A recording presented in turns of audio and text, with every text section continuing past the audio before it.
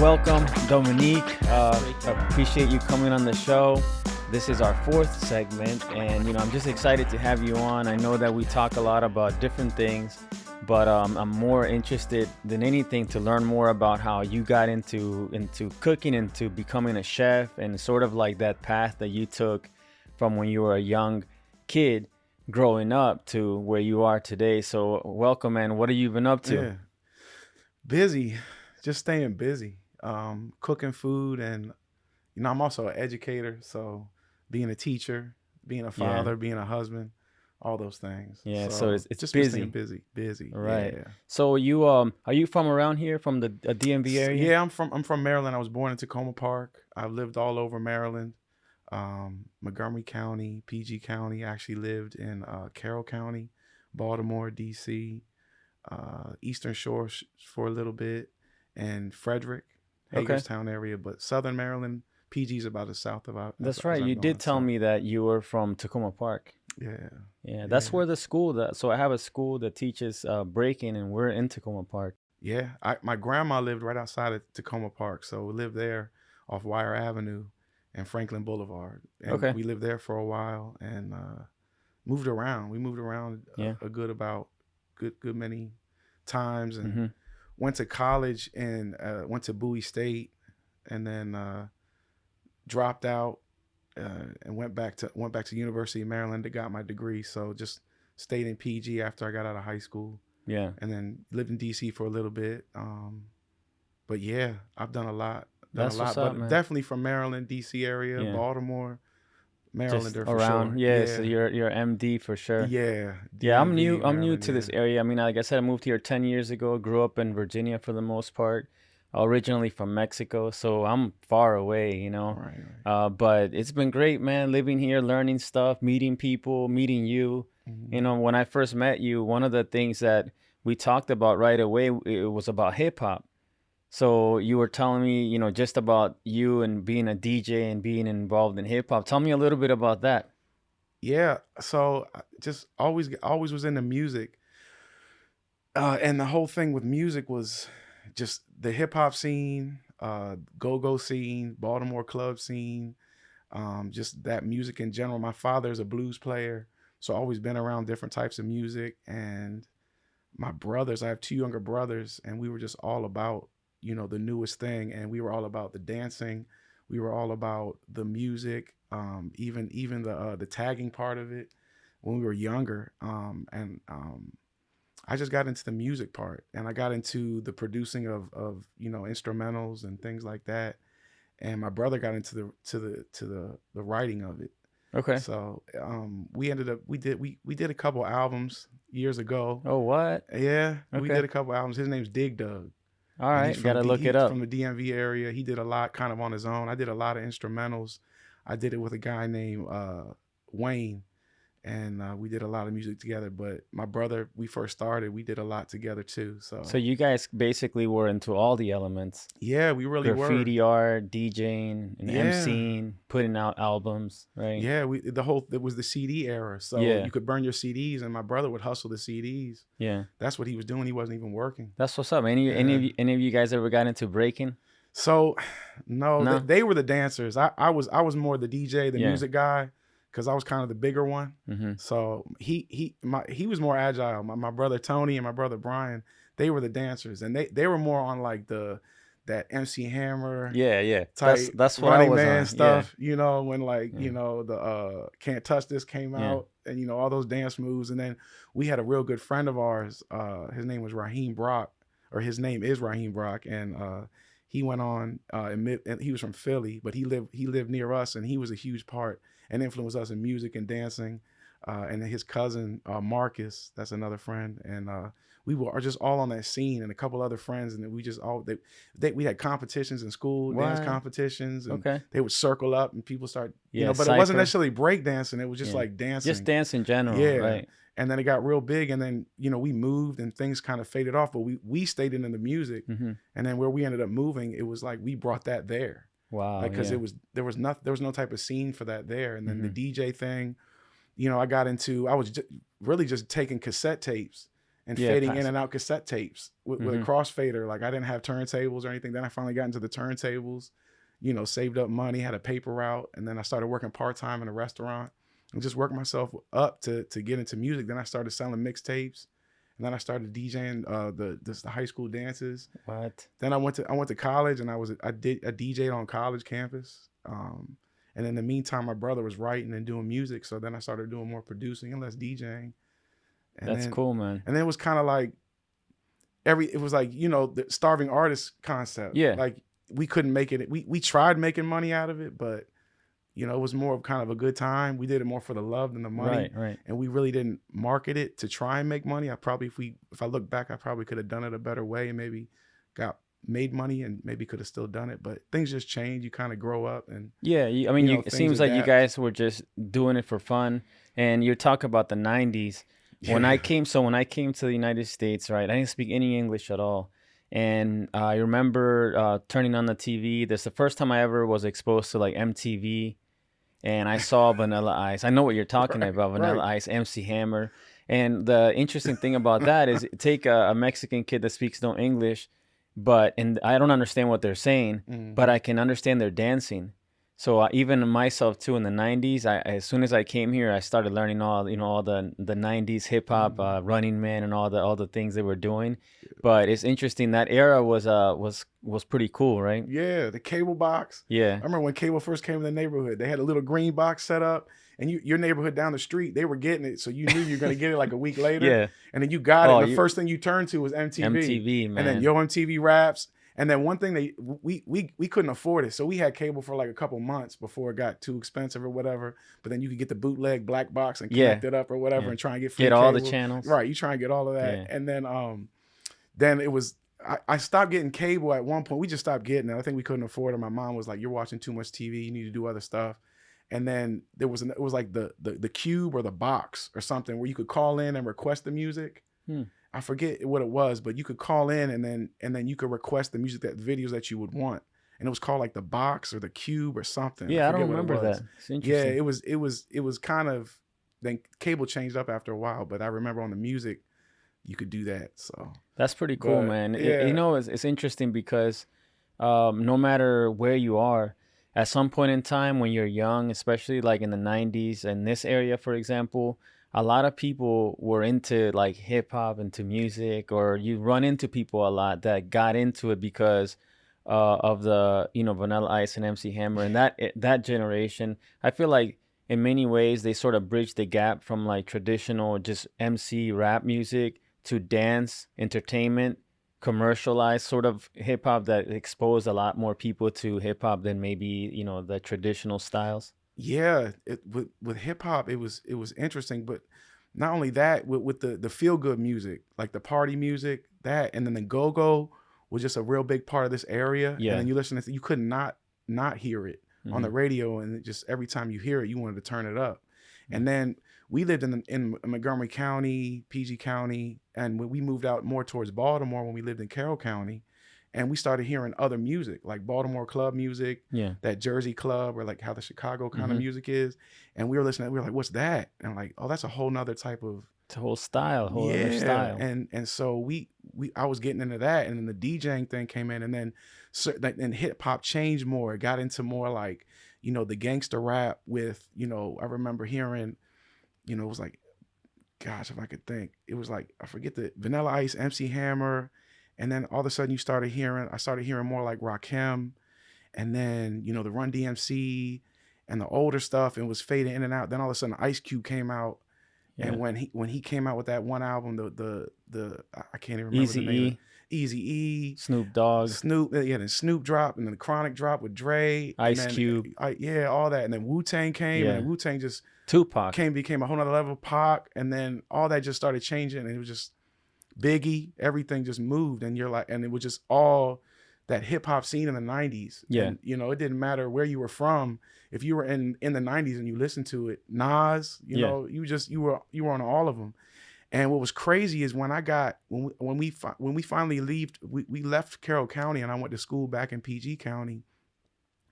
There was a guy, a friend that we met up with, we ran into, and he just put us on this underground West Coast music, and it was real. It was all about independent, not being signed, not selling out, not being commercial, and we were all about it because we were all trying to do music, and we weren't trying to be like sell our soul to the industry. You guys were like purists. Yeah, and there was this following, this underground over in the West Coast. It was like Chaotic Sounds, Lamert Park, and we actually went over there years ago and visited, and there was like Abstract Rude. We met and saw him play the Living Legends, Grouch and Eli, and listening to those guys, and you know, the our friend at the time, Dave, his name's Dave.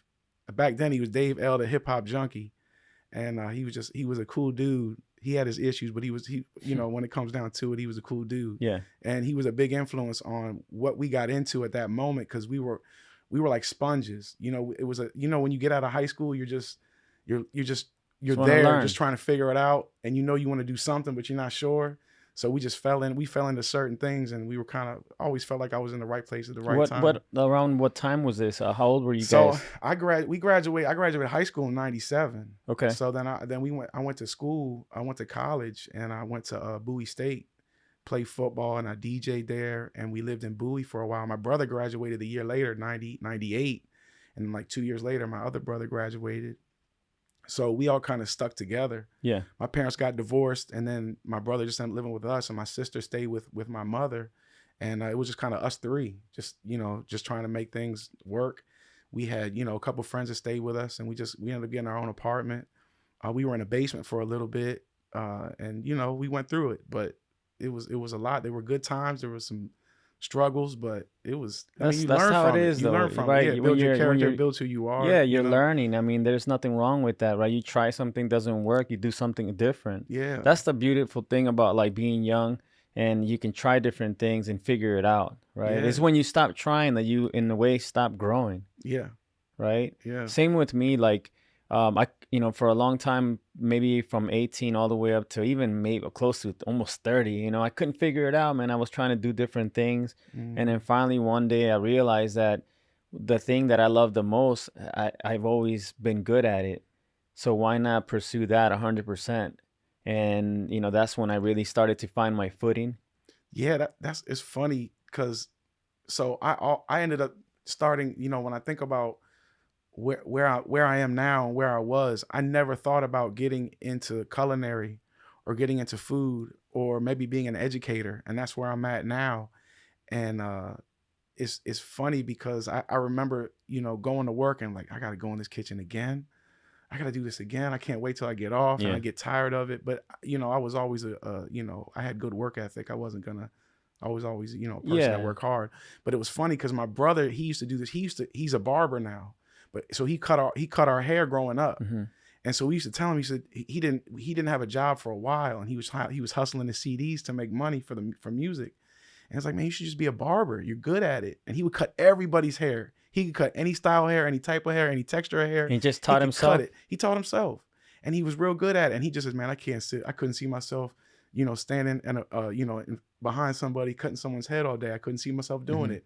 And sure enough, he's a barber now. He made it happen. He's licensed, and he's probably one of the top barbers in the DMV, honestly. That's what's up. Yeah. Man. So and that's how it is sometimes, right? Yeah. I mean, you try to fight against it sometimes in many ways. Like, oh, you know what? I don't know if I want to do that. Especially when you have people around you who are doing other things, you sort of, because you don't know what you're doing. So you sort of just see what other people are doing and assume that that's the way. Yeah. Yeah, it's funny because then we would always sit back because, we weren't really, my parents always made sure they could do the best they could for us. And their intentions were always in the right place, and they would give us their shirts off their back now, but it was, it was the reality of growing up when you get old enough. But a lot of times I remember just seeing my brothers or my brother sometimes sit back and, feel like, I look at my friend, and he's got everything.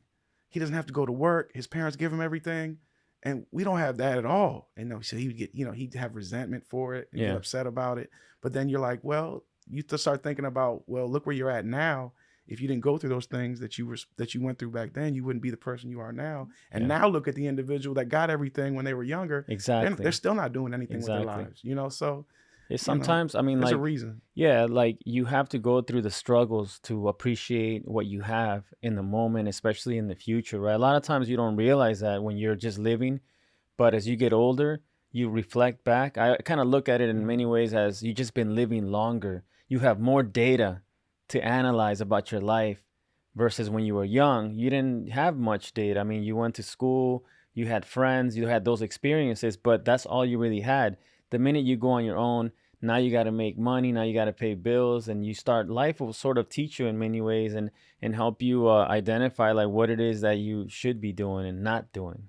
Yeah. Right. But, Yeah. the struggle is always there, man. And I Yeah. think even for me too, like my parents didn't have much. I didn't have much growing up. They did their best. And even now, if I called my mom and I said, hey, I need help, she would step up and help me, even if they don't have much. Mm-hmm. Right. So Mm-hmm. that I think that's something that happens to a lot of people. But let's go back now. So Yeah. you work, you're an educator.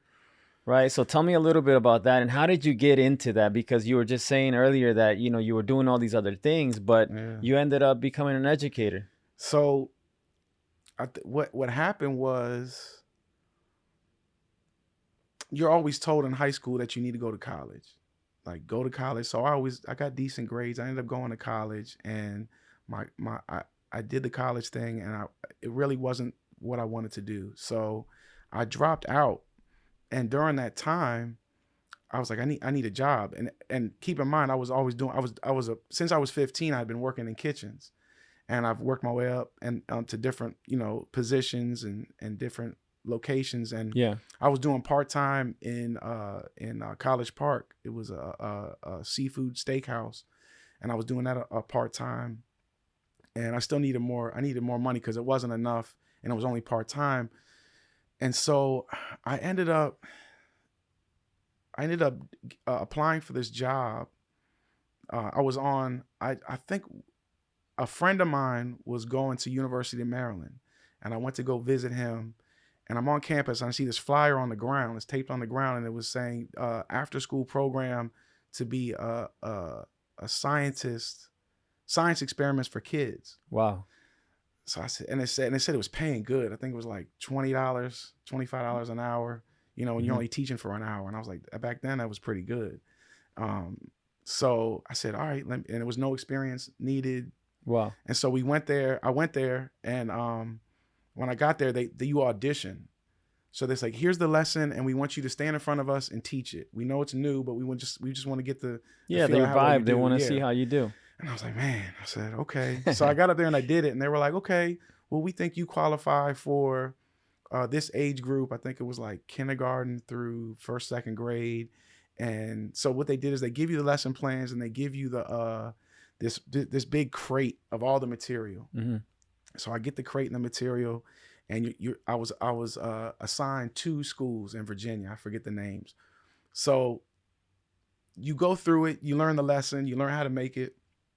And then when I got it, they give you a lab coat. So keep in mind that my first day, all right, I'm like, this is the school. I got my lab coat on. I got this big box and I'm walking into the school. I'm this big guy, and right around the time, this is right when the snipers occurred. Remember when the snipers happened? Yeah, that was crazy. So everybody, they got tarps on the gas stations. Everyone's remember driving around. that. They don't know who anybody is. So you can imagine this is going on. Everyone's at high alert. And I go to the door and it's like everyone, who are you? Stop, put the box down. We're not sure who you are. Wow. Yeah. So I actually had to they had to wait about 45 minutes to get clearance to know that I was an individual. I had all my paperwork, I had everything I needed. So I'm supposed to be there early to set up. Well, it didn't happen. So I get in there and all the kids are already there. So I'm like, oh, I'm not set up. Now they got to wait for me. Then there's a parent there. Oh, that's the so worst. they're supposed to help me. And she was actually really helpful. So I'm going through it and I'm kind of nervous because I'm not really sure how it's going to work out. So I go through it and I'm like, all right, that's the end of it. Thank you all. And that's the end of it. So they all leave and I'll see you next week because it's once a week. So I said, I don't know, this may not work out. So, but I said, I'll still do it. It's good money until they fire me or something. Yeah, you got the job. I mean, so I go the next day, the next week, and I sit down and they remember everything I taught them. What? They remember how fun it was. They remember everything we did. And I said, wow. I said, I don't even remember but they remember. So like I remember, I was like, the impact I just gave on these kids, they remember what I taught them. And I said, wow, that feeling, I was It's like, I think I could amazing. do this for the rest of my Yeah. life. You know what I mean? It was just like, they remember that. And I was like, how can I do it? So I was like, let me go back to school. And so I still needed money at the time. So I was still part-time in a restaurant. And then I left there, the science job, because it was only temporary. And then I applied to be a substitute teacher for PG County schools. And I got in. Now keep in mind, I had already gone to school. I was in college for about 3.5, 4 years, dropped out. So I had a bit of a college education. So when I applied, I got in, and then I was able to be a sub. So I was a sub for about 2 years at Northwestern. And that taught me a whole lot. And then I realized, I want to be a teacher, but if I want to be a teacher, I want to do the older kids, the younger kids, not so much. Okay. So that's what I geared towards. And then I was like, well, I'll do special ed. I think I want to do special ed because I can work with those kids, and I have a good way with the kids. But then so I transferred from Bowie State, transferred to Maryland.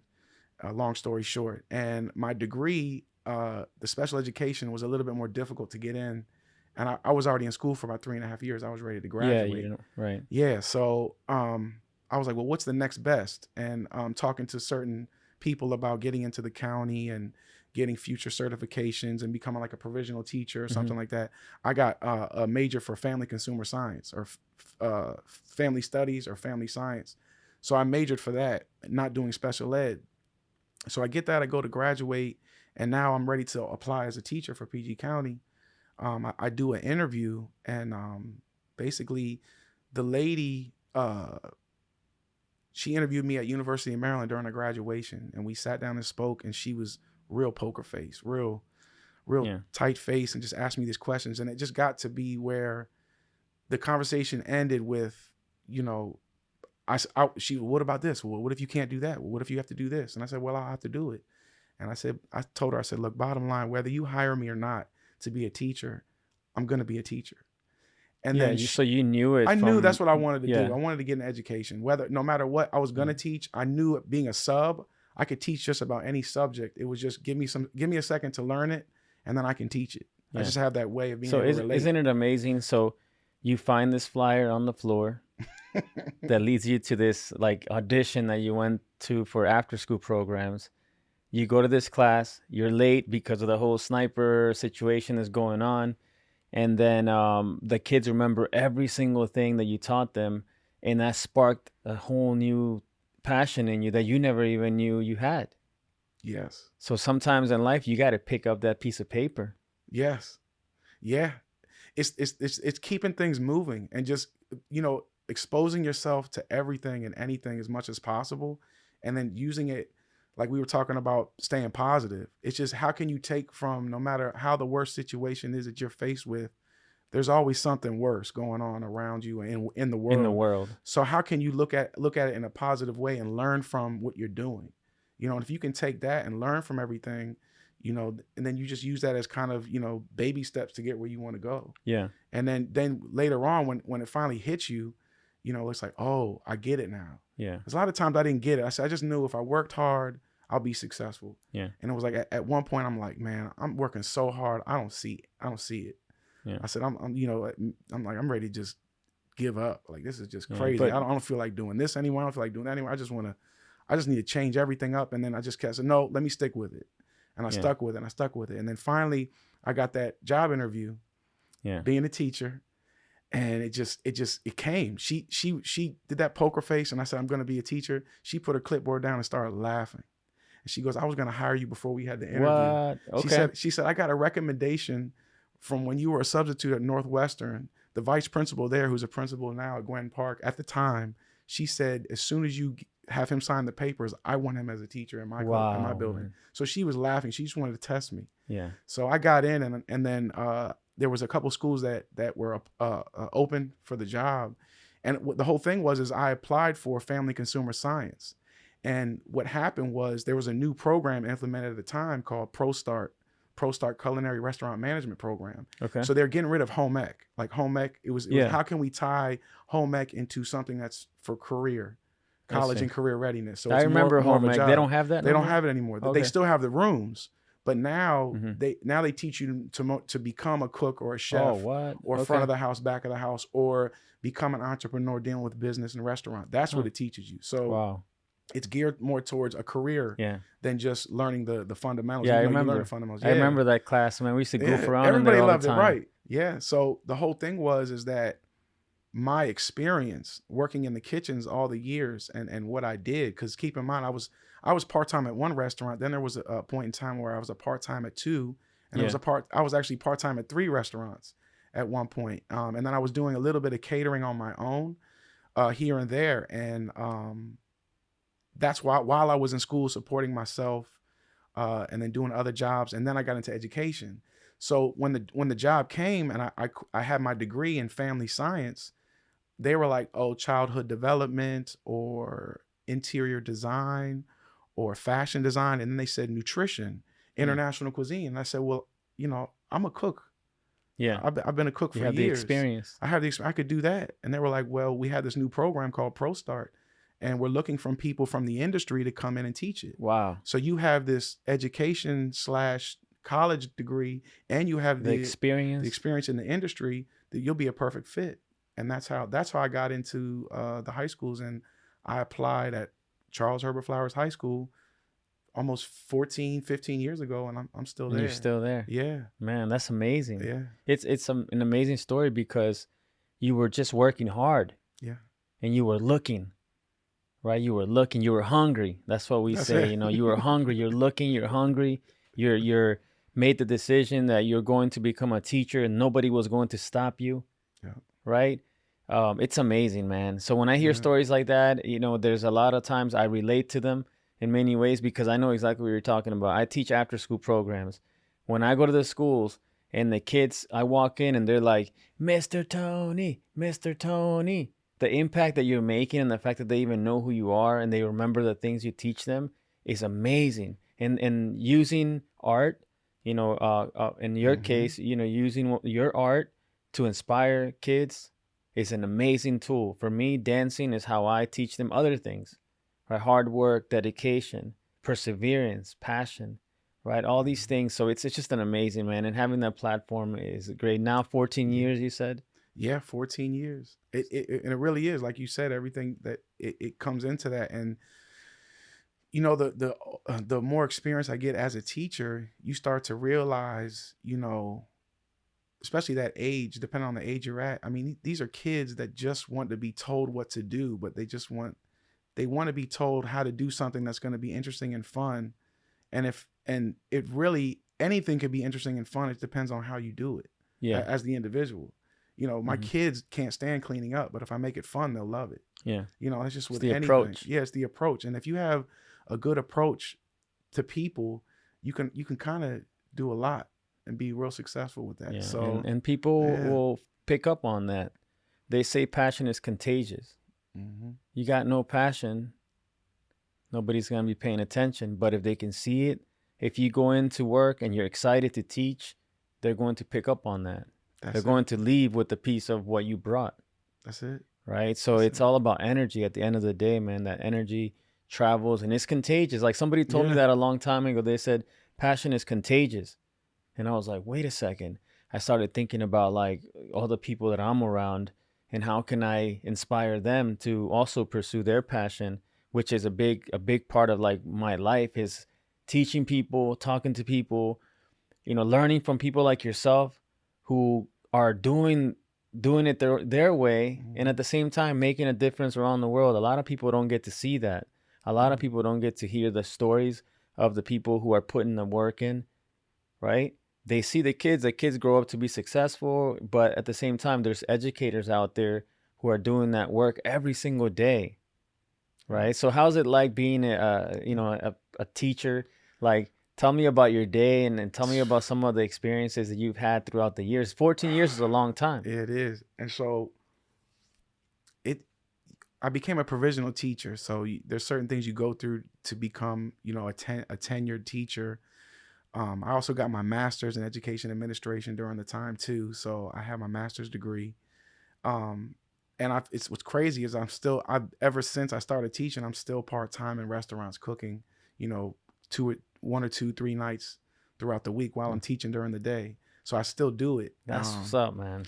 Yeah. So I'm inspired right now. yeah, I'm inspired. I see it. Yo, I see it, yeah, man. I'm yeah. inspired. It's Thanks, no joke, man. man. This is Appreciate it. amazing. This is like, Yeah. it's like you Yeah. get caught up in your life sometimes. You get caught up in your world, right?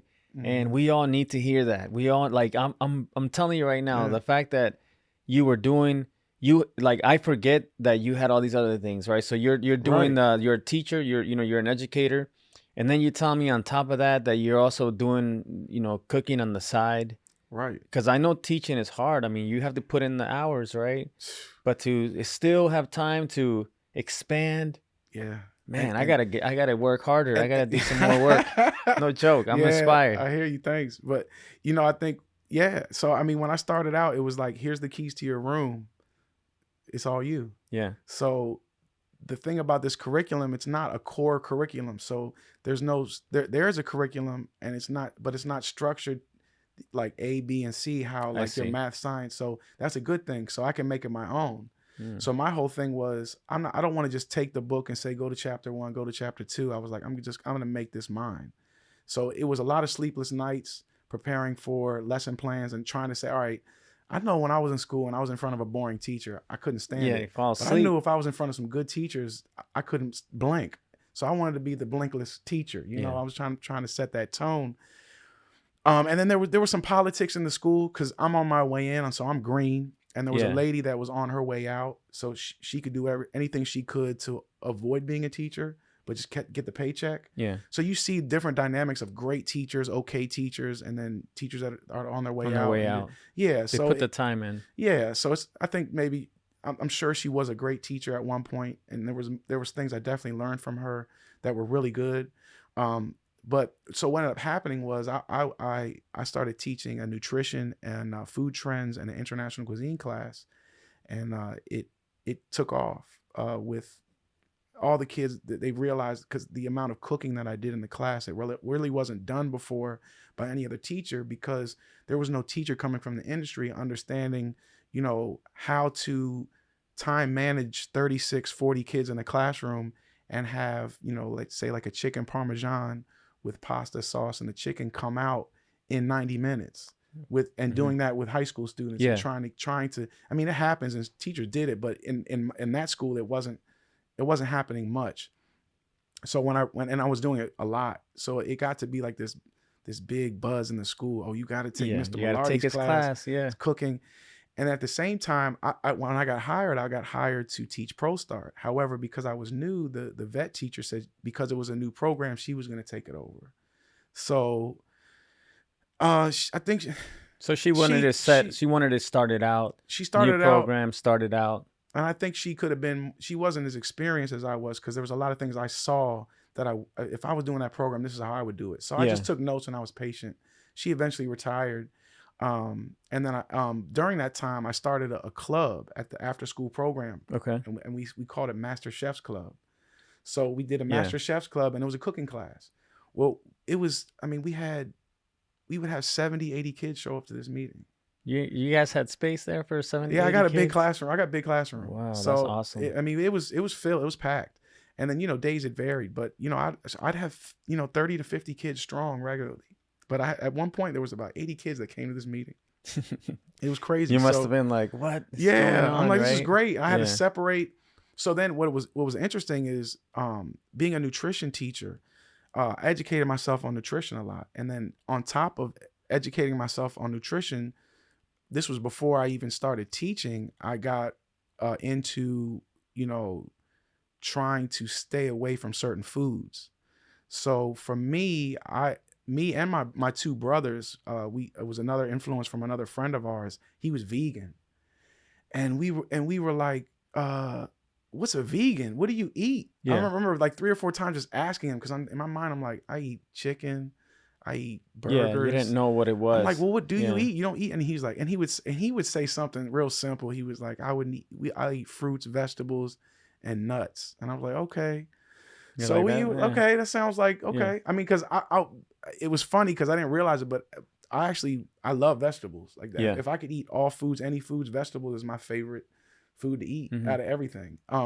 So I was like, okay, so I tried to educate myself on more of a reason behind it, and it was kind of a new thing, you know, the veganism and Yeah. not When was eating this? meat. This was probably what in the early 2000s, Okay. Yeah. mid Same. I 2000s. remember You know what I hearing mean? about it, Yeah, but I thought it was weird, yeah, like vegan or vegetarian. So you right, guys don't eat any meat whatsoever, and how do you survive? right, Right. And me being Mexican, man, like 90% of our dishes have meat in them. right, So it just, I never really, never heard of it in my right, family, somebody being a vegan. right, right. It Yeah. was so, and we're Italian. My family's Italian, and you know there was a lot of vegetables, and there's a lot of meat too. But what's interesting is, what happened is I talked to the guy and I said, you know what, let me just try it. So I didn't eat meat for like a whole month. Okay. And I said, okay, I did it for a month. I'm doing okay. And so then I said, let me eat this burger. So I ate the burger and I got so You got sick. sick. I got Yeah. sick. Yeah. And I was like, you know, I can go without this. But one thing I decided to stay eating was fish. So I still Yeah. ate meat, but I Okay. could, if I wanted to say, you know, I wanted that meat flavor or whatever, I did. I was a pescatarian. So I Yeah. kind of turned pescatarian. And it was funny because my other two brothers, we all did it together. It was kind of something we just decided to do.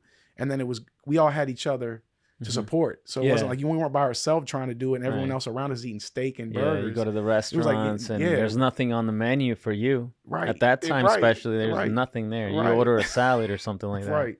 And Super even then boring. that might have cheese on it, you know, because that's dairy. But so so I mean, we ended up just doing the vegan, the vegetarian, the pescatarian, and then my father goes, you know, your aunt was a pescatarian, you know, and then they talk about a Mediterranean diet where, you know, especially in the southern part of Italy, you know, that there's more of a vegetable-based diet with small amounts of animal proteins and stuff like that. But so it was funny because how we had people in our family already kind of on that diet, and then we just kind of, you know, fell into it, you know. So it was kind of cool. And then so we got more strict, you know, because I got more educated on it, and I do kind of like a sporadic vegan when I can, but I just love food. Yeah. Because then there's a whole nother, you know, more to my story as far as just food and becoming a chef and learning the skills of food and just loving food in general, to where I can't just ignore the process of it and the flavors and the other types of cuisines that are out there. So I respect it on that level. But if I could, I would stay vegan, but I just can't because I love other types of food. No, I feel you, man. I feel you. So for me, it's I'm not vegan. Right. I would say maybe 75% vegan, but vegetarian now since 2009. Nice. So you can imagine me saying to my mom in 2009, who cooks like every night and invites us to dinner, that I don't eat meat anymore. Right. She thought I was going to die or something. Right. She's like, she got mad at me. And you know what's funny? Even now, when I go to her house, she'll still try to serve me meat. Right. Like still not accepting the fact that it's been 12 years now. I don't eat meat anymore. Like, mom, she'll, that's right. That's right. She'll try to, or she'll make a dish and like try to slip it in there. I keep telling her, I'm like, do I need to like FaceTime you while you're cooking to make sure there's no meat? But you know, in my family, out of everybody in my family now, again, you know, I don't know everybody, but everybody that I do know, I'm the only vegetarian out of my whole entire family everywhere. Wow. Yeah, my sisters, they all eat meat. My mom, everybody eats meat. But now, because they see like that I'm still alive after all these years, they cut back a little bit. They're like, because there's more information out there now, right? Yeah. And like eating red meat all the time, which we used to eat red meat, making tacos, making all kinds of things. And, you know, you just don't even pay attention to what happens to your body. You just eat it. The time, that's what happened. Just the times of certain things happen for a reason.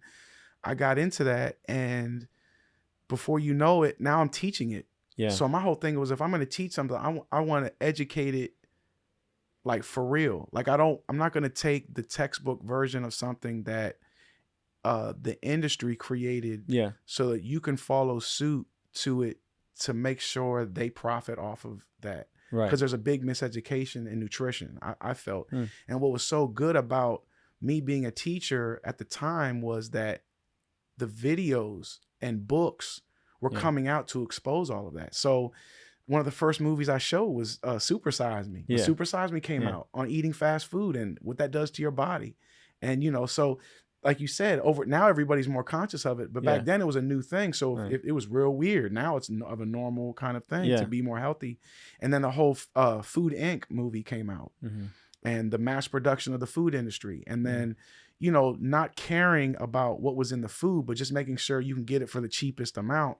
And then knowing that those cheap foods are addictive, so you eat more. And you know, and then there's all these conspiracies behind all of that. You know, for me, I started out the health industry. You know, I rich. started out. Yeah, exactly. I started out as just for dancing. So in 2009, I was like, if I'm going to pursue dancing professionally, right? I've never made the decision that I want to go pro, so I'm gonna do everything impossible to put myself in a better position to maybe allow it to happen, right? So I was like, I'm going pro, like straight up. So I quit eating meat. I quit doing a lot of things that same day. Woke up the next day, stopped eating meat. And like you said, you know, for the first 6 months, I lost a lot of weight and I was super unhealthy. My body was changing. I couldn't figure it out. I didn't know what to eat. I didn't know how to eat. Nobody ever taught me to be a vegetarian. I'm eating the same thing every single day. It gets real boring real fast, right?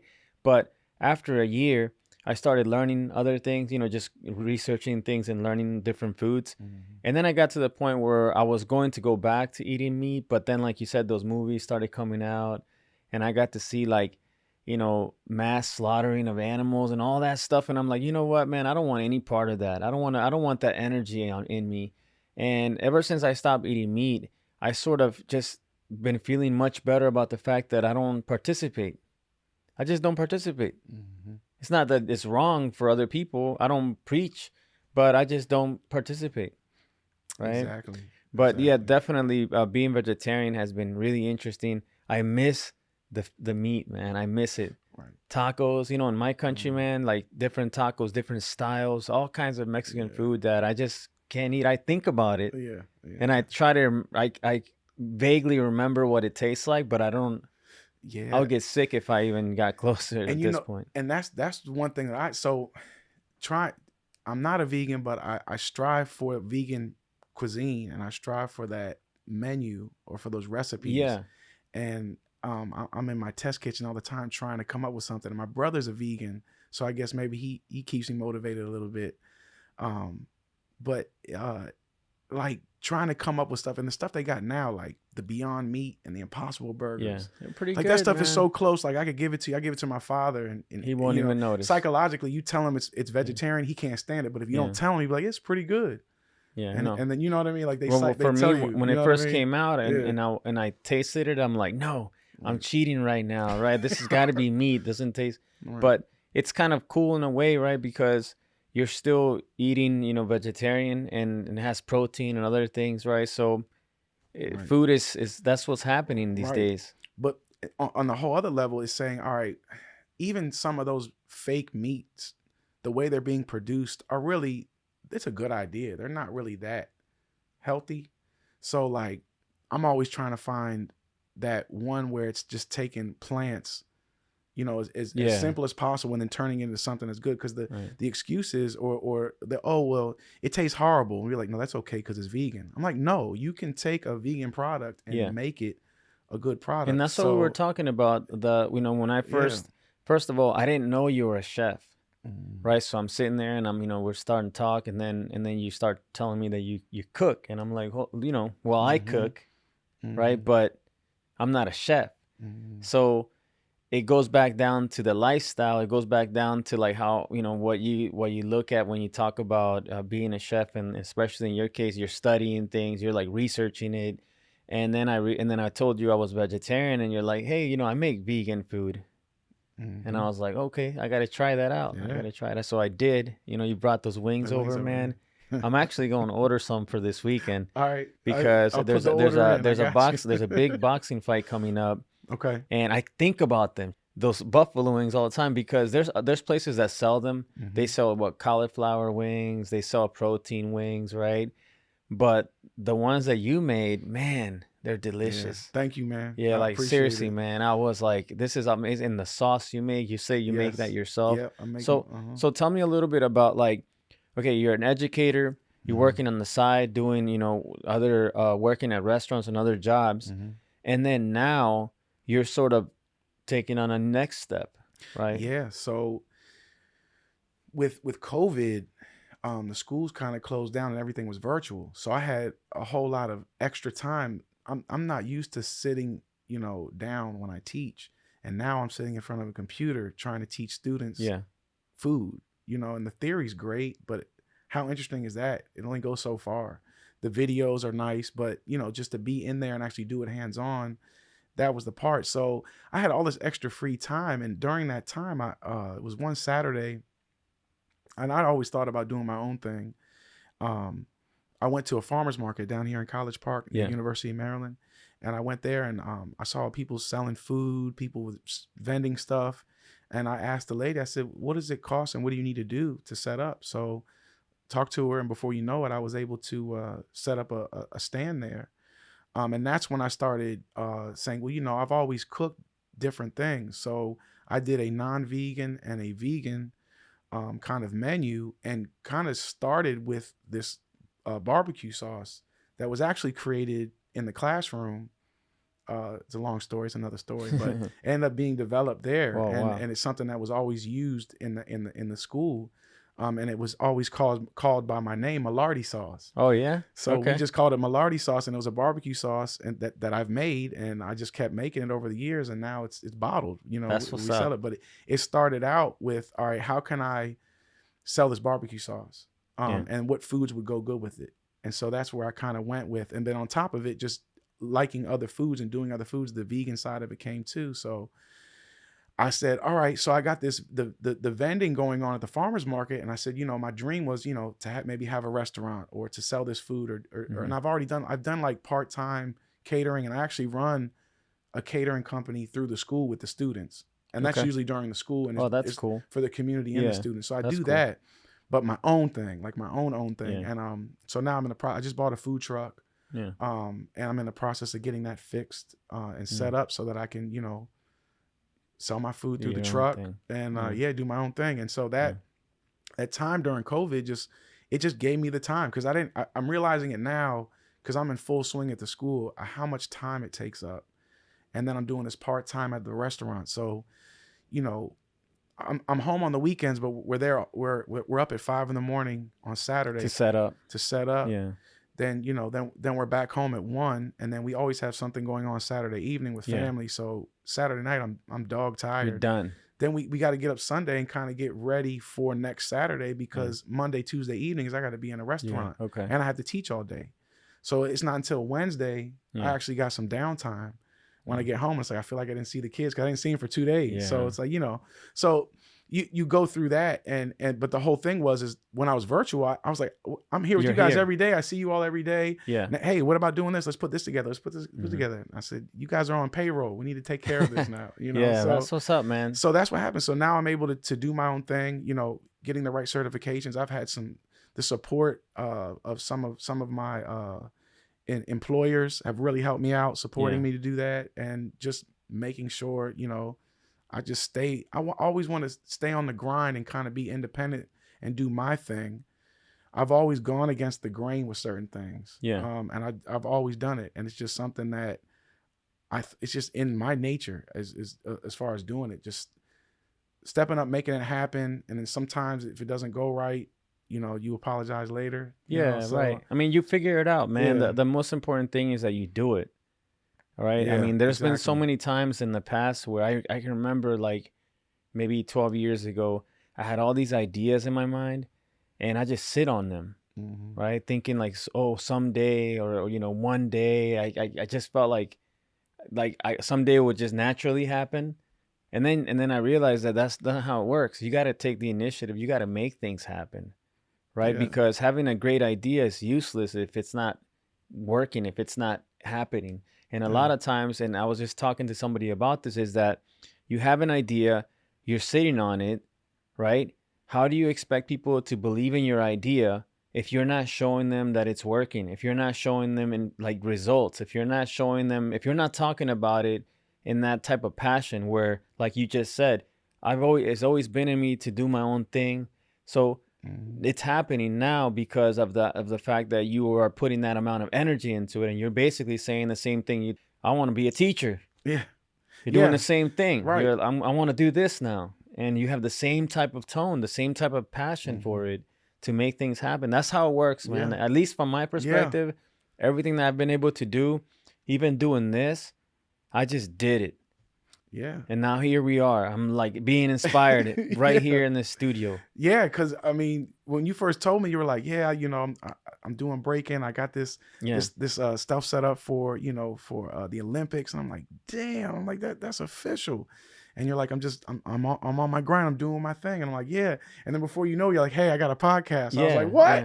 I was like, "Yeah, I'm down. Let's do it." But it's nice to know, like when I was talking to you about it, because you're also, we can relate on that work, that hustle, right? I mean, that's the only way that at least for me, man, coming from where I come from, to be able to accomplish the things that I've been able to accomplish, there's no other explanation to it, right? But the fact that you go in 100%, and not for a week, not for a month, for life, man. It's a lifestyle. So I talked I just talked to a world famous legendary B-boy named B-Boy Born. Look him up. He's, world legendary B-boy from Korea. He was just sitting where you were, just a couple of days ago, and we were talking about lifestyle. So let's go back a little bit to when you were a kid. Okay. When you were a kid, did you think about food in a different type of way? Was there something always about food that sort of, would it already exist back then? It was my parents. I mean, my father's Italian. My mother, she's German or Polish. We're not really sure because her father was from an orphanage, so they didn't know. But the Italian roots, my mom took on to that. She's really close with my father's mother, and she was into food, and so I was in the kitchen watching them cook. And I mean, we would sit down, like especially during holidays. I can remember Christmas, and we'd have 5, 6, 7, 8 course meals, and the whole table, a huge table in the middle of the room, and everybody set up, family sitting around, kids running around. We're sitting there, and I'm helping my mom getting the food ready for the next thing. And I always liked cooking. I always was in the kitchen cooking stuff, coming up with stuff, and everyone being the guinea pig, and everyone usually liking it. And I started out, it was really, that's what happened. And then I was looking for a job, became a dishwasher, and the executive chef there, he liked my work ethic. He just liked how I thought, what like my initiative doing stuff, asking the questions in certain times. And he just said, get away from the dish station, come over here, because, I like. Yeah, he saw it in you. Exactly. And there was a big influence on saying, wow, I didn't go to school for this, because I actually went to school to do like broadcast communications, get into music and DJing and things like that. But it ended up turning the other way. But yeah, I think that's from being at home, being around family, and how food was so important in my family. It just brought family together. It was always important to know, what are we going to be eating, and when are we going to be eating, and how it was. We sat down as a family for dinner at the table almost every night. It was a point my mom made us do. She made us drink milk, which we couldn't stand. But not for dinner, right? No, for dinner. Oh, she made okay. it. We had to drink a glass of milk for dinner, because that's you're taught the old school way. You got to drink a milk a day. So I remember that. You associated cooking and food with bringing people together. Exactly. Yeah, food, and I think that does not only my family, but I just think families and cultures around the world. Food really brings a lot of people together. And the more streamlined and fake and inorganic the food is, the more you see families disappearing. That family picking up network. food on the way home, Yeah, and that right, process, right? And now you got the cell phone. So the more synthetic things are, the less organic the family is. Yeah. That's the way I kind of look at it. And it's that food just brings everybody together. To say, all right, I'll take the kids. All right, I want you all to make breakfast. Yeah. You're gonna make the eggs. You'll make the pancake. I'll sit here. I'll help you. Whatever you need to do. But you're gonna sit in here. I want to go watch TV. No, sit down. You're gonna go in the kitchen. Let's cook. So you were inspired then when you were a kid. Just you didn't even really maybe didn't even realize it at the time. Right. So but now you look back on it right now and think about like when you were a kid, you're watching your parents cook. You know what the next thing is. You guys are going to eat it together, and then where you are today. Right? You were inspired. Something happened that kind of lives in you. And as you got older, you want to share that with other people. Yeah. I think that's really what it comes down to. I think it's like what we were saying earlier, the hard work. You just go in and do it and make things happen. And then as you do that, stuff just reveals. Yeah. And you don't really know until you've gone through it. Like, I think experiences are so important in your life. Whether they're good or bad, you can always take a good from it, and you want to be smart about it as best you can. But that creates your experiences on who you are. You know who you are the more experiences you go through. Yeah. You develop your wisdom. You develop so many things about it, and then the approaches that you have. So, you're gonna make mistakes, but the more you just get up and keep doing it, keep going, right? Non-stop, and that's what you got to do. So the work ethic that you have and how you approach everything is that just the way you've always been? Yeah, I think it. What do they say? The greater the challenge, the greater the opportunity. Yeah, And it was funny because my mom is really into zodiac, and your birth and where you lie in the stars and you're born. So she's into that, and she got this birthday book, and so my birthday, I'm 420. That's my birthday. Oh, what? Okay. 420/79, and so I look up the birthday book, and sure enough, you look at it, and on the book it says the day of worldly challenges. So it's like I'm like, I'm always about challenging myself. Sometimes a little too much. I can be real bullheaded. I can be real blunt, but at the same time, I can be inspiring. I feel like my timing's usually in the right place at the right time. So everyone's got their good and bad to it. So, but I think it's like it's like if I don't challenge myself, it's like I'm bored. Yeah.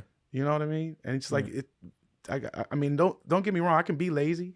Yeah. But at some point, I just want to challenge myself and do something. Yeah. What's the next thing I can do? Right. Yeah, so. Same with me, man. I always have to be doing something. Yeah. And then when I'm not doing something, I'm always looking to figure out what to do next. So there's always something. I'm always drawing something. I'm always putting together. If there's nothing going on, what I'll end up doing is I'll put an event together. Yeah. That's the easiest way to have something to do. So there's nothing going on, I'll put an event together. Make something go on, right? Yeah, I'll contact a few people. We'll put an event together for the kids. And it's funny too, because when I was younger, a lot of it would be like, I got all these ideas, but I don't have any money. Yeah. So, with what you had, well, what do I got in the kitchen? Oh, I'll make it work with some bread and some mayonnaise, just like with dancing, I'm thinking, you got the floor. Put some cardboard down and you can do whatever you need. You know what I mean? So it's like the older you get, you start to get the fun, and then those more ideas become more creative and become more, like that level that you're looking for, because you're able to put that into it. Right. But it all starts as something real simple, Yeah. And it's just about starting, going through it. So I always, when I talk about any project that I'm doing, the minute that it gets planted in my head, I have to go through it. Yeah. So tomorrow I'm going to look at a new space in Virginia to potentially open another school, right? And it's been in my head for a long time already. So now, I keep looking. I'm looking for the right place, right? But it's so interesting, man. So the space that I'm going to look at tomorrow, I looked at 4 years ago. It came back to me. So now I'm like, okay, it came back to me. I literally had to put no effort. It just came back to me because it almost knows that I'm searching, that I'm going for that I have the passion to do it again and over and over and over. And it's just interesting how things work, man. You know what I mean? You put that good energy, you work hard, You make no excuses, like literally no excuses. You show up on time, you handle your business, and good things happen when you put that type of energy into whatever it is you're doing. Yeah, I agree. And things are like, it's meant to happen. Yeah. Like you said, it came back around because it was meant to. Yeah. Things fall off and you're like, well, maybe it wasn't meant to right now. But it came back. It came back, man. Cool. It's just interesting how things happen, right? Yeah, it's in the same spot. They're totally different agent, right? And then now I'm going to see it again tomorrow. So it's just, I don't know. I find when things like that happen, I always think that maybe there's another energy that we don't really know about. That's the universe is somehow, some way it's bringing it back, like your mom believes in the zodiac signs and all that. Right. Maybe that's something to do with it, right? Yeah. I mean, I definitely spiritual things happen. Yeah. And I think a lot of it, the karma, the karma of things and just what you do, what you don't do, how you treat people, how someone's going to treat you, it all kind of comes back full swing and things like that. So I definitely feel like that. That's definitely a thing. So now you have, you've 14 years in, right? Inspiring. I mean, think about how many kids have gone through your classroom during those 14 years. Yeah.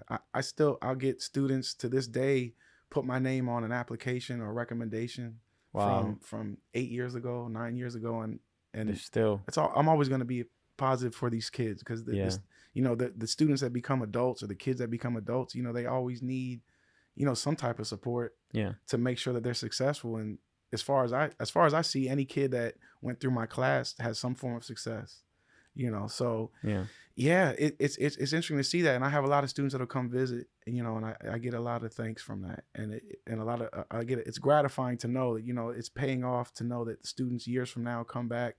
And it's funny because some students, they were great students and they really appreciated me then and they appreciate me now. But then there's some students that couldn't stand me. And now they come back and they're like, I get it. Because they grew up. I'm so sorry that I was like that. I was like, it's all right. Don't worry about it. Yeah, they grew up. Man, I still think about, I'm sure you think about some of the teachers that maybe you weren't just, it was tough for you. But then you think about them, some of the things they used to say, right? They come back and in many ways help you out a little bit during some of those difficult times, right? So what's next, man? So now you have, you're an educator. You continue doing that. You're a chef. And you got the food truck. You're getting into the food truck business now. Next, what do you see in the next maybe few years, man? Like what? I mean, obviously, having the food truck is going to be great because you can go to different places and be able to reach more people that way. Yeah, I see the food truck, kind of just being a passion I always had of doing my own thing and not following someone else's kind of menu, working for somebody. But I kind of just see it kind of as a part-time right now. I don't see it going full blown. I love being a teacher and an educator, and the things that are behind all of that. So, just being exposed to more culinary, more food, just staying on top of my skills. Yeah, I see that. With the education and teaching, I don't know. Like I'm content and I'm happy with where I'm at, but years from now, do I see myself maybe doing something else but similar?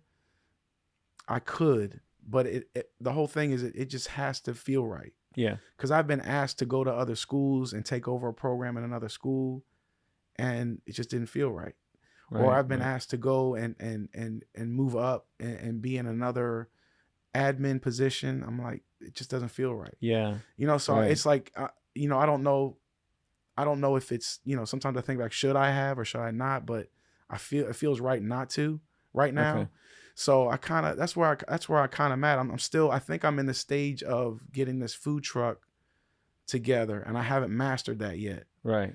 So once I feel like I'm in that mastery, I think what I honestly see is I see my kids, teaching them what I know. And showing them what I know so that if they know it at their age, when they become my age, they'll know a lot more than me. Yeah, no, facts, right. You know what I mean? So that's kind of where I see it. Like, I'm running this food truck, but honestly, you should be running this when you're in high school. Yeah.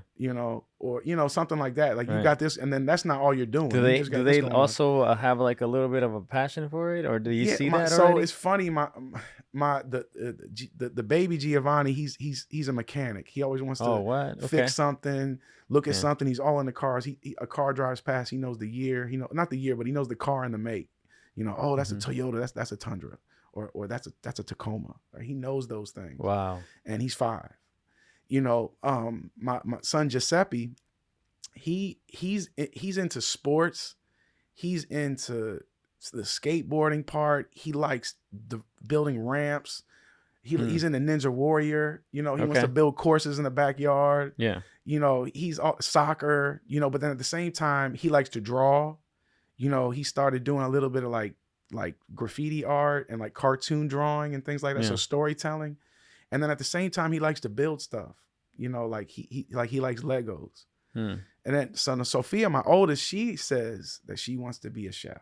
She wants to get into that. So she likes cooking, and she's a real artsy type of person. Okay. She loves to draw. She loves to color. She loves to organize. She loves to set up her room. She likes to do girly stuff, but at the same time, she'll put her 2 younger brothers in check in a minute. So she's like little mama, but at the same time, she's into a lot of things too, but she does see herself doing a lot of cooking too. But I see, like, in the morning they'll get up, Giuseppe will cook food, Sophia will cook food for each other. So they're both in the kitchen.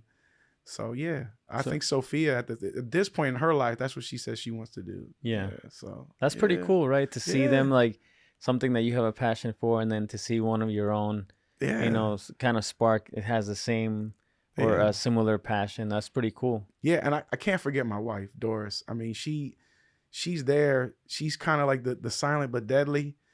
She's not really silent, but she's like, she's got your back, and she's got my back, and she's got all the kids' back, and she's there, and she's watching everything. Sometimes you think, oh, is she about all this? And you're like, I don't know. Yes, she is. Yes, she's not. But when she comes up from behind and she's got all this set up and ready to go, you're like, damn, okay. Yeah. You got this. All right, let's keep moving. And it just it's a fresh, fresher breath of air, keeps you supported. So she's my support. So, she holds a lot down, and she's into baking. Okay. So she'll do cakes. So like her tres leches, her cakes are amazing. Man, every time I talk to you, there's a whole new dish. Now I got to go try that. Yeah. So every time, like, there's a birthday party for family. Okay. Ooh, Doris, can you do the cake? She's making cake. Yeah. Oh, can you do the piñata? She'll make piñatas too. Okay. So, she's always in there doing something. And she's a great cook.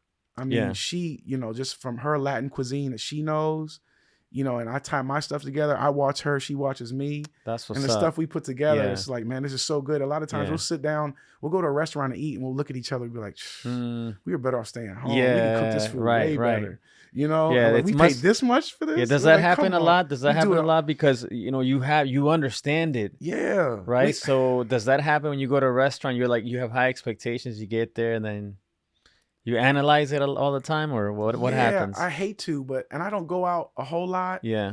And honestly, I don't go out to too expensive restaurants just because, just budgeting my money. I got a big family. So when we go, a lot of times we'll scrutinize it and we'll be like, oh, this was so simple and good. I like this idea. I'm going to take it. Or like, really? They made it this way? Yeah. They cooked it this way? I'm like, we could have done way better at the house, Yeah. So it happens a lot. And sometimes she brings it up before I do.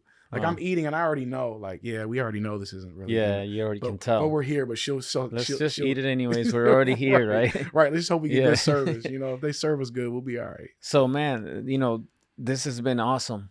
Yeah. Right? Just talking to you, and I'm inspired right now because the hard work, man, like, hard work is for everybody. It's not like just, one person or another. It's everyone that especially like in my family, my dad working construction, working hard all the time. No excuses, right? 5 a.m. he's out the door, comes home at like 8 and doesn't complain.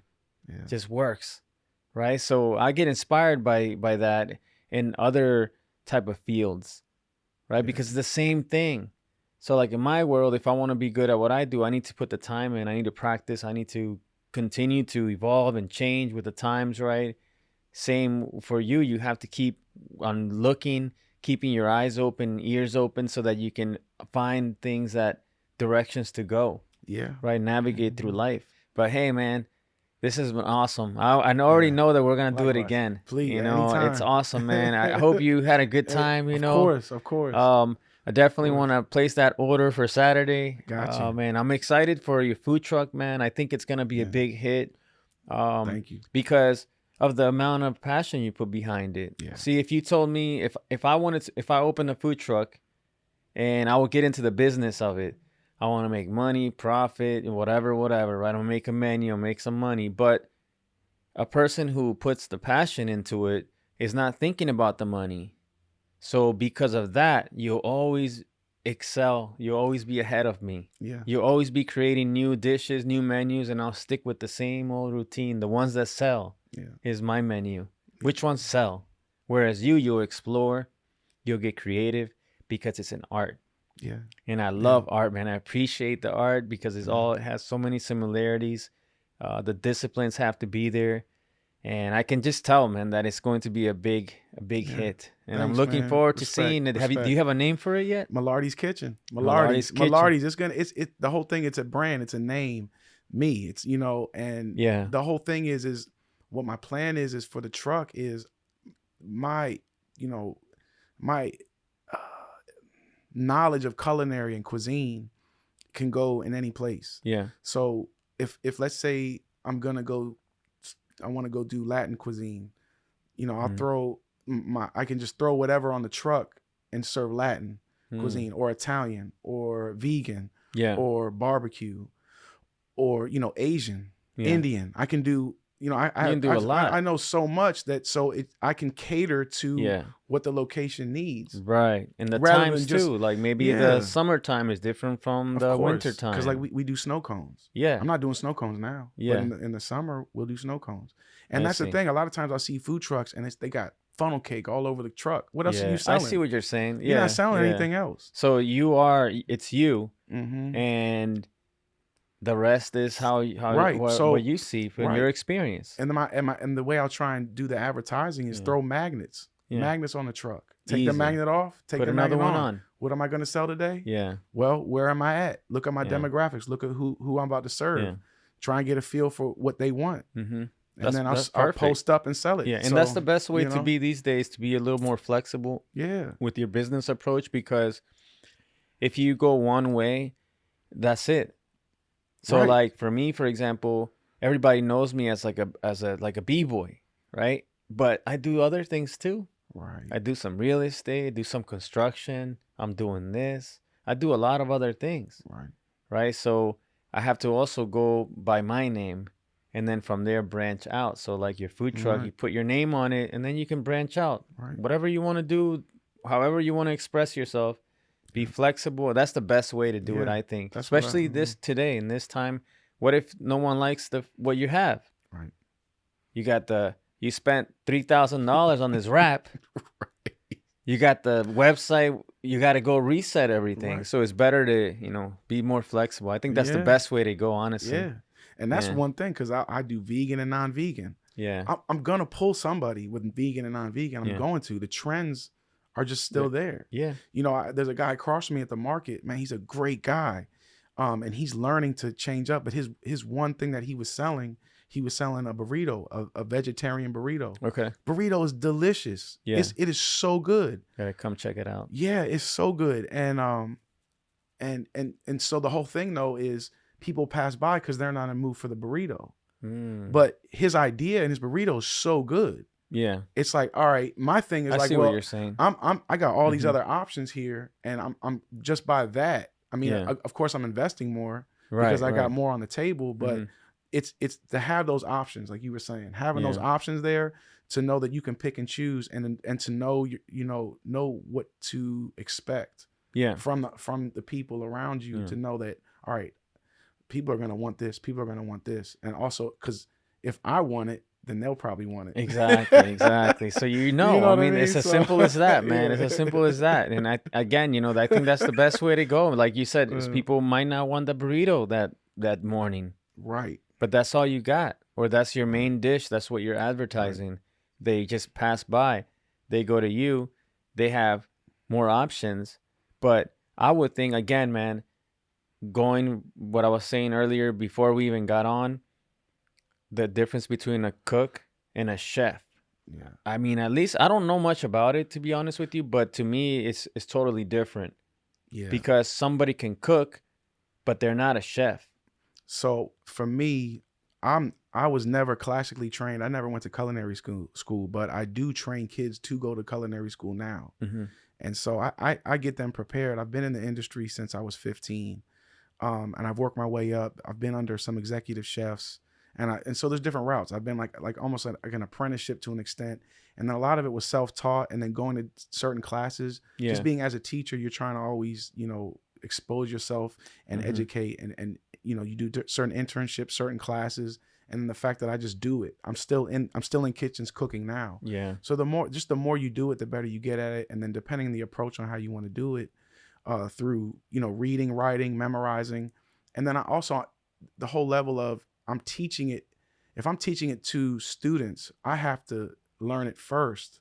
Then once I learn it, then I can teach it to you. So if I've learned it and I'm teaching to you, I probably know it better than most, because I'm able to now I can teach the quirks to it, right. The tendencies, the little tricks to it, because it's there. And that's just through the experience of doing it. But in the teaching side of it is that you learn it, you put the information in your mind, and then the skill of being a teacher, now it's about how can they understand what it is that I just studied. So basically you go and do that work and translating that work from your mind to everybody else. So when we say like the chef and the cook, the part of a chef, a lot of it more than food, yes, you have the fundamentals of knowing how to cook certain foods. You're skilled depending on where you're at. You can be skilled in a whole lot. You can be focused on one thing, but you have a mastery of some type of cuisine, in my definition of a chef. But once you understand the food part of it, now you understand the management and the business side of it. That's what really will keep a chef separate a chef versus just a cook. A cook's back there working someone's recipe. A chef is developing the recipe, creating the recipe, budgeting the recipe so they can make a profit, make money, and then expand on that. And then maybe stick to a cuisine, change the cuisine, or alter it to make it their own. Yeah. And I think that's a big part of it. It's to be a chef, for me, is, you're exposed to a lot of food, a lot of food, but that you can make money off of it. Yeah. And that's right. I think if you have that skill set and you're doing well, then you're good. Chef status is definitely right. on the I mean, you got it, man. Like I said, I got only one time, right? Or was it 2 times? I don't even remember. I think it was once. So the first time I had it, we didn't do the market, but I had time to do it for you. And the next time when you called, I had sold out. Yeah, that's right. So I didn't have any. That's right. So now I'm putting it ahead. You got to put it ahead of time, right? I got it on video, so you make sure it's there. Official. No, man, but again, it's amazing, and you can, when you taste the food that somebody made that they created it, it comes through, man. But hey, man, listen. Thank you. Again, I appreciate you coming on. This is amazing. This is probably, I'm not gonna say the best one because I don't want to diss. Why not? But this has been awesome, man. No, and I was saying, I hope we can do it again. And I just appreciate you coming on the show, man. It's been an amazing conversation. I learned a lot about your story, and I'm inspired by your work ethic and everything that you've been able to accomplish from just picking up that piece of paper.